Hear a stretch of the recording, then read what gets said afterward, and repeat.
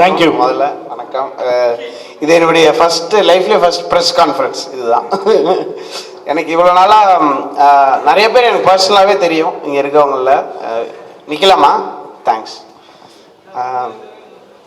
எனக்கு பர்சனலாக நிறைய பேர் தெரியும். அண்ட் இவ்வளோ வருஷமாக வந்து எனக்கு இவ்வளோ சப்போர்ட் அண்ட் லவ் நீங்கள் கொடுத்துருக்கீங்க. உங்களோட நிறைய ஆர்டிகிள்ஸ் பார்த்துருக்கேன், நிறையா ரொம்ப கன்ஸ்ட்ரக்டிவான கிரிட்டிசிசம் பார்த்துருக்கேன். டெய்லி இதை படித்து நம்மளுடைய பர்சனலாகவும் மியூசிக்கும் நல்லா இம்ப்ரூவ் பண்ணுறதுக்கு ஒரு மிகப்பெரிய ஒரு பிளாட்ஃபார்மாக நீங்கள் அமைஞ்சிருக்கீங்க. அதுக்கு ரொம்ப நன்றி. அண்ட் நிறைய படங்கள் எனக்கு பிடிச்ச படங்கள் உங்களுக்கு பிடிச்சிருந்தா சொல்லுங்கன்னு சொல்லி அது மாதிரி லிட்ரலி வந்து ஒரு new generation of directors, musicians எல்லாருக்கும் நீங்கள் ஒரு பெரிய சப்போர்ட் பண்ணியிருக்கீங்க. அதுக்கு ஃபர்ஸ்ட் பர்சனலி நீங்கள் இது ரிலீஸ் பண்ணுறீங்களா இல்லையோ அது சொல்லணும்னு நினச்சேன். அதுக்கு ரொம்ப ரொம்ப நன்றி. அண்ட் இந்த நீயே ஒலி கான்சர்ட் வந்து இது வந்து என்னை பற்றி மட்டும் கிடையாது. இப்போ அரினாவில் பெர்ஃபார்ம் பண்ணுறது அப்படின்றது வந்து குளோபலாகவே அது ஒரு நார்ம் தான். ஃபஸ்ட் டைம் அப்படின்றதுலாம் கிடையாது. அப்படி தான் நடந்துகிட்ருக்கு கான்சர்ட்ஸ். ஏன்னா ஒரு மிகப்பெரிய ஆடியன்ஸ் வந்து ஒரே இடத்துல சேர்ந்து எக்ஸ்பீரியன்ஸ் பண்ண முடியும். அண்ட் ஒரு கண்ட்ரோல்டு என்விரான்மெண்ட் இருக்கும். நம்ம ரொம்ப சேஃபான கான்சர்ட் நடத்த முடியும் ஒரு அரினாவில் பண்ணும்போது. கேட்ஸ் இருக்கும், இன்ஃப்ராஸ்ட்ரக்சர் இப்போ பார்க்குறோம். இப்போ இந்த மாதிரி ஒரு ஹால் கூட இருக்காது. நீங்கள் ஒரு ஓப்பன் ஒரு கிரவுண்டில் போய் நீங்கள் நடத்தணும்னா இது மாதிரி க்ரியேட் பண்ணுறதுக்கே கிட்டத்தட்ட ஒரு 2 வாரம் நீங்கள் ஒர்க் பண்ண வேண்டியிருக்கும். ஸோ இன்ஃப்ராஸ்ட்ரக்சர் கண்டிப்பாக இருக்கும். அண்ட் இந்த நீயே ஒலி கான்சர்ட்டுக்கு அப்புறமா எல்லா கம்போசர்ஸும் இந்த மாதிரி வென்யூஸ்க்கு வந்து பர்ஃபார்ம் பண்ணுறதுக்கு ஒரு ஸ்டார்டிங் பாயிண்ட்டாக இருக்கும். அது இவங்க இவ்வளோ யங் ஏஜில் இதை அவங்க அச்சீவ் பண்ணதுக்கு ரொம்ப ரொம்ப கங்க்ராச்சுலேஷன்ஸ் மேக்கிங் மொமெண்ட்ஸ். எனக்கு என்னோட பிக்கெஸ்ட் டேக்அவே இந்த கான்சர்ட்டில் இவங்க பண்ணதில் இந்த அரினா வந்து ஓப்பன் பண்ணது தான். அண்ட் இதுக்கப்புறம் அவங்க they are ready to provide this arena. அதனால இந்த கான்சர்ட் வந்து very entertaining and very safe and very green கான்சர்ட்டாக இருக்கணும். சும்மா பேச்சுவார்த்தைக்கு மட்டும் இல்லை, அதில் என்ன ரொம்ப டீட்டெயிலாக என்னென்ன பண்ணுன்றதில் ஃபஸ்ட்டு டேலேருந்து நானுமே இன்வால்வாக இருந்திருக்கேன். என்னுடைய ஃபஸ்ட்டு டிஸ்கஷனே வந்து இங்கே இருந்த ஐஏஎஸ் ஆஃபீஸர்ஸோட தான் இருந்தது. அதுக்கப்புறம் தான் மியூசிஷியன்ஸை மீட் பண்ணேன். அப்புறம் நானும் ஒரு ஸ்போர்ட்ஸ் பர்சன். நான் ரொம்ப கிரிக்கெட்டில் இருந்து 15 வருஷம் நான் டெய்லி கோச்சிங் போனவன். ஸோ எனக்கு இந்த டர்ஃப் எப்படி மெயின்டைன் பண்ணோம், அந்த டர்ஃபுக்கு நான் literally I guaranteed that it will be அப்படி ஏதாவது ஒரு சின்ன டேமேஜ் இருந்தாலும் ஃபுல்லாக நாங்கள் ரீலே பண்ணி தரோம்னு சொல்லியிருக்கோம். அந்த மாதிரி இது சென்னை வந்து லிட்ரலி எனக்கு வந்து ஒரு 10 இயர்ஸ் முன்னாடி நான் ரோட்டில் தான் சுற்றிட்டு இருந்தேன். நாங்கள்லாம் அந்த டீ கடையில் இருப்போம்.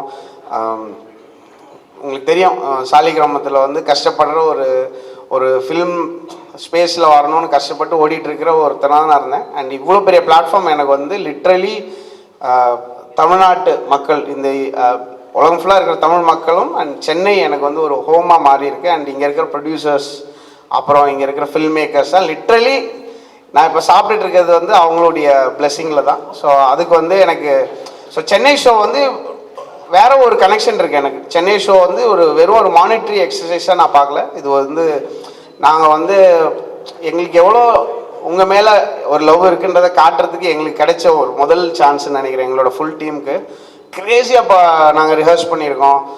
வர எல்லாருடைய, அதாவது ஃபஸ்ட்டு 2வதாக நான் பேசுனது டெக் டீமில் வந்து ஒரு எனி ஆடிட்டோரியம்லேயோ ஒரு ஆம்ஃபி தியேட்டர் எடுத்திங்கன்னா எல்லா இடத்துலையும் ஒரே இம்பேக்ட் இருக்காது. சவுண்டுக்கும் விஷுவலுக்கும் இருக்கிறதுலே லீஸ்ட் இம்பேக்ட் இருக்க போகிற இடம் எதுன்னு ஃபிக்ஸ் பண்ணி அவங்களுக்கு என்ன எக்ஸ்பீரியன்ஸ் கிடைக்குன்றதை தான் நாங்கள் ஃபஸ்ட்டு செலக்ட் பண்ணி அங்கேருந்து தான் ரிவர்ஸில் ஒர்க் பண்ணோம். அஃப்கோர்ஸ் ஃப்ரண்டில் இருக்கிறவங்களுக்கு வந்து நம்ம நல்ல எக்ஸ்பீரியன்ஸ் கிடைக்கும்னு நமக்கு தெரியும். ஸோ இந்த மாதிரி அதுக்கு ஹேண்ட்ஸானாக நானுமே அதில் இன்வால்வ் ஆகியிருந்திருக்கேன் முதல் ஸ்டெப்பில் இருந்து. Especially in terms of safety to the audience. அவங்க ஹாப்பியாக இருக்கணும்னா சேஃபாக இருக்கணும். அண்ட் அதே சமயம் வந்து பேசிக் ஆக்சஸ் இருக்கணும். இப்போ நாங்கள் ஜாஃப்னாவில் ஷோ பண்ணும்போது ஒரு 280 டாய்லெட்ஸ் எரெக்ட் பண்ணோம். ரொம்ப டஃப். அது கொலம்போலேருந்து நீங்கள் ஜாஃப்னாக்கு வந்து மெட்டீரியல்ஸ் மூவ் பண்ணுறதுன்றது லிட்டரலி இம்பாசிபிள். ஸோ இந்த மாதிரி வென்யூஸில் வந்து சேஃப் ஆக்சஸ் டு வாட்டர், அதுக்கப்புறம் எதாவது சாப்பிட்றதுக்கு, நம்ம வரும்போது ஜாலியாக ஏதாவது கொண்டு வந்து கொறிக்கிறது, அதுக்கப்புறம் தண்ணி குடிக்கும். பேசிக் இதுதான் வந்து நம்ம சென்னையிலலாம் ஹசல் பண்ணியிருக்கோம். ஸோ பேசிக் விஷயங்கள் தான் எதிர்பார்ப்பாங்க மக்கள். நானும் ஆடியன்ஸாக இருந்து பல அவார்ட் ஷோவுக்கு போய் 5 மணி நேரம் வெயிட் பண்ணி தண்ணி கூட குடிக்காமல் வீட்டுக்கு கப்பன்னு வந்து சாப்பிட்றதெல்லாம் எக்ஸ்பீரியன்ஸ் இருக்குது. அந்த எக்ஸ்பீரியன்ஸை வந்து பெட்டராக நம்ம க்ரியேட் பண்ணுன்றது ஒரு பேசிக் ரிக்குயர்மெண்ட்டாக நாங்கள் வச்சுருந்தோம். எல்லாத்துக்கும் thank you making moments. And structural integrity. இப்போ வந்து ஒரு ஷோனா வந்து உட்காந்து வெறுமை பார்க்க மாட்டாங்க. திடீர்னு நிறைய இடத்துல வந்து ஹை மொமெண்ட்ஸ் இருக்கும். அஃப்கோர்ஸ் ஒரு ஃபுட்பால்னால் கோல் போடும்போது ஒரு ஹை மொமெண்ட் இருக்கும். அப்போ அந்த ஸ்டேடியமில் இருக்க ஒரு 15-20,000 பேர் சேர்ந்து குதிப்பாங்க. அதுக்கு ஸ்ட்ரக்சரல் இன்டெகிரிட்டி பார்க்கணும். ஸ்டேடியமில் வந்து இவங்க தேவ் லிட்ரலி சேஃப்டிக்காக they literally let go of tens of thousands of tickets.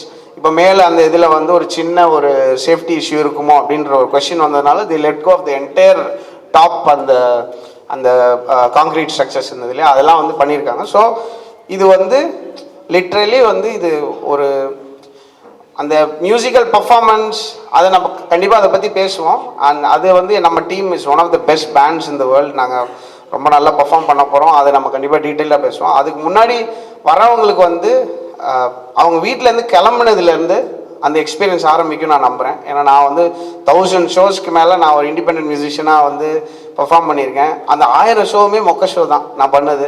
அதில் எனக்கு ஒரு ஷோவில் ஒரு ஆசை இருக்கும். இது இப்போ எப்படி இருந்திருக்கலாம், ஆடியன்ஸ் வந்திருக்கலாம், 4 பேர்லாம் வருவாங்க, நாங்களே போய் கூட்டிகிட்டு வருவோம். இப்போ பெசநகர் பீச்சில் அன்றைக்கி நம்ம பெர்ஃபார்ம் பண்ணியிருந்தோம் இல்லையா, அங்கெல்லாம் வந்து 10 பேர் 20 பேர், நாங்களே ஒரு 5 பேர் வருவோம், மொத்தமாக ஒரு 10 பேர் ஆடியன்ஸ் இருப்பாங்க. அப்படி பெர்ஃபார்ம் பண்ணி ரொம்ப ரொம்ப சின்ன சின்ன ஸ்டெப்ஸாக வச்சு இப்போ இந்த மாதிரி ஒரு அரீனா கிடைக்கும் போது அதோடைய பொறுப்பு ரொம்ப ரொம்ப என் மேலே ஒரு பெரிய பொறுப்பு இருக்கிறதா நான் நினச்சி தான் இதை வந்து அங்கேருந்து தான் ஸ்டார்ட் பண்ணோம்.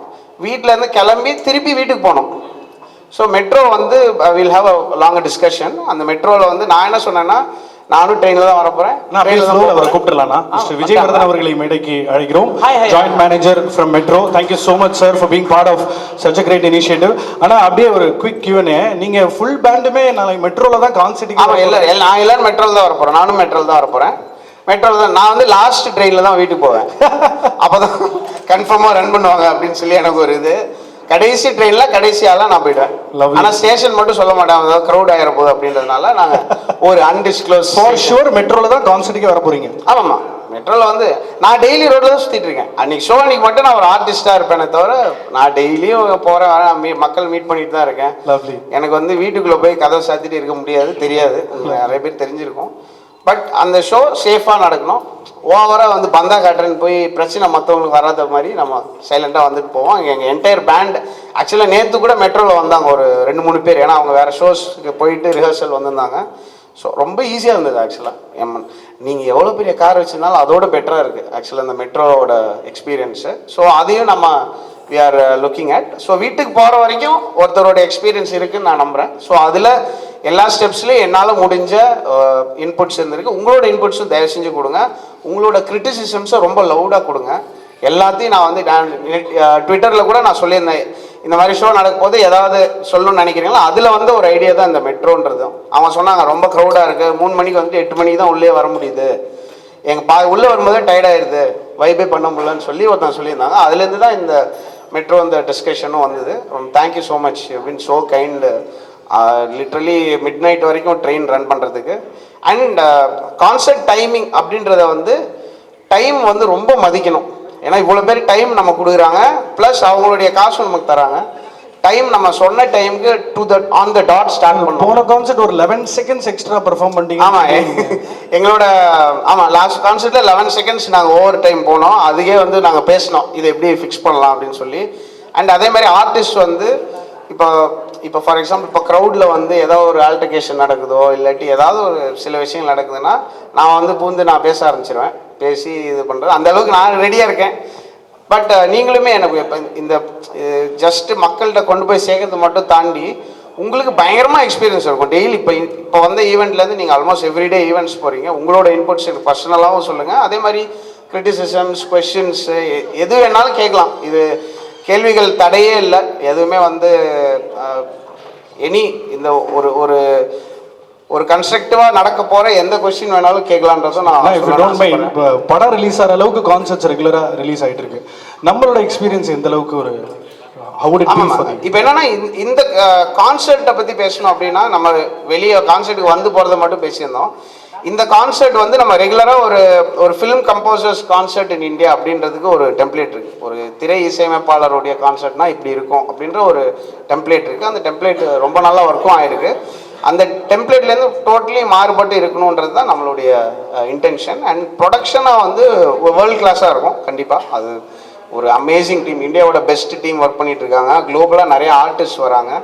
அண்ட் இது என்னுடைய பாட்டு மட்டும் இல்லாமல் எனக்கு ரொம்ப பிடிச்ச கம்போசர்ஸோட சாங்ஸும் நான் பர்ஃபார்ம் பண்ணுறேன். லைக் யுவன் சாரோட சாங் பர்ஃபார்ம் பண்ணுவேன். அதுக்கப்புறம் ஜிவி சாரோட சாங் ஒரு 2 ஏரியாஸில் வரும். அதுக்கப்புறம் அனிருத்தோட சாங்ஸ், நானும் அனிருத்துக்கு நிறைய சாங்லாம் பாடியிருக்கேன் அந்த மாதிரி. ஸோ ஏஆர் அவருடைய சாங்ஸ். ஸோ இது இது இது வந்து ஓவராலாக வந்து என்னுடைய லைஃப்பை வந்து ட்ராக் பண்ணுற ஒரு கான்செப்டாக இருக்கும். அதே சமயம் பார்க்குறவங்களுக்கு வந்து ஒரு பெரிய ரோலர் கோஸ்டர் ஆஃப் இமோஷன்ஸ் இருக்கணும்னு நினைக்கிறேன். வெறுமா கான்செர்ட்னா அப்படியே பயமாக பேக்கிங் ட்ராக்கை போட்டு லபன்னு கத்தி வைப்புன்னு மட்டும் போகிறது மட்டும் கிடையாது, அதுவும் இருக்கும்.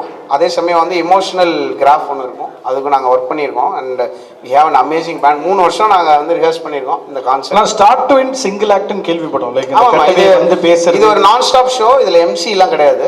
அண்ட் ஸ்டார்ட் டு எண்ட் இது ஒரு மூவி மாதிரி அப்படியே ரன் ஆகி முடியும் இந்த கான்செர்ட். ஸோ அதுவும் அது ஒரு நல்ல எக்ஸ்பீரியன்ஸ். ஏன்னா நான் வந்து அந்த 1000 கான்செர்ட்டில் நான் பார்த்ததில் எனக்கு நான் எக்ஸ்பீரியன்ஸ் பண்ணது வந்து எது பேசினாலும் இப்போ நீயே பேச ஆரம்பிக்கும் போது போர் அடிச்சிருச்சு, ஒரு 1 மினிட்குள்ளே காலி.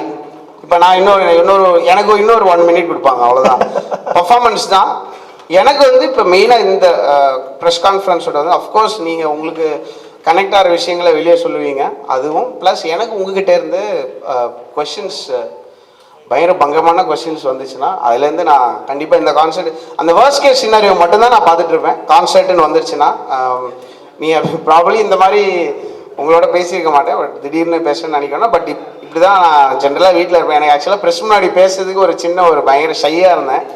இன்னைக்கு இது நம்மளோட first conference. Very first press meet. ஆமாம். ஸோ நீங்கள் what ever you want ask you can ask. And especially உங்களுடைய இன்புட்ஸும் கொடுக்கலாம். நான் எல்லாத்தையும் நிறைய எனக்கு பாயிண்ட்ஸ்லாம் கொடுத்துருக்காங்க. சூப்பர். ஆனால் Q&A ஆரம்பிக்கிறதுக்கு முன்னாடி ஓப்பனிங் ஆக்ட் பண்ணி